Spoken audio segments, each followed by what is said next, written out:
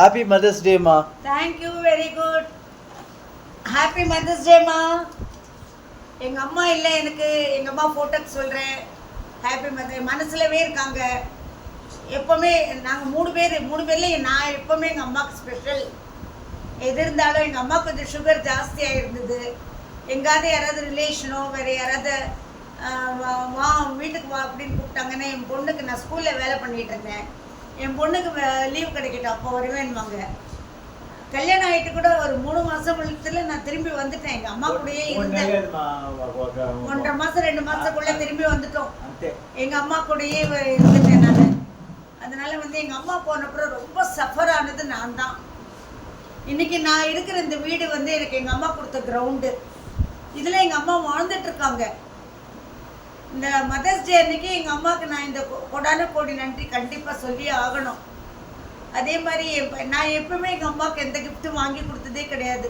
ஜென்ரலாக எங்கள் மாமியாருக்கு சாரீ வாங்கி கொடுக்குற மாதிரி அம்மாவுக்கு வாங்கி தருவேன். அப்போ கூட அம்மா சொல்லுவாங்க, எனக்கு எதுக்கு நீ வாங்கி தர, உங்கள் மாமியாருக்கு உங்கள் கடமை நீமா பண்ணணும், எனக்கு எதுக்கு, இந்த மாமியாருக்கு எப்படி என் கடமையோ உனக்கும் என் கடமை தான் அப்படின்பேன்.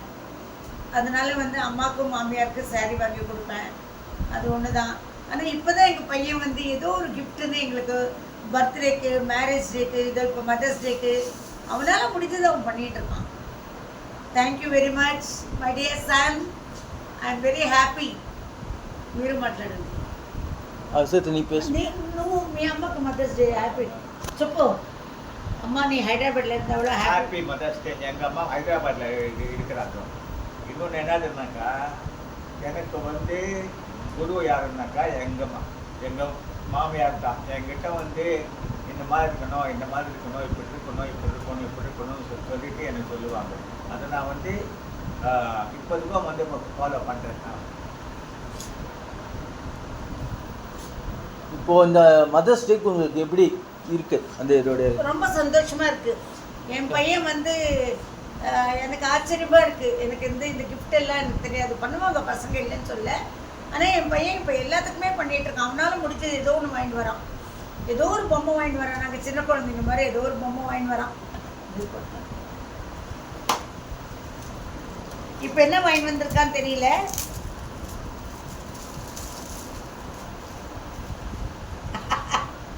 குங்குமச்சம்பளி வாங்கிட்டு வந்திருக்கான். பரவாயில்ல, எந்த அளவுக்கு அவனுக்கு தெரிஞ்சிருக்குன்னு எனக்கு ஆச்சரியமா இருக்கு.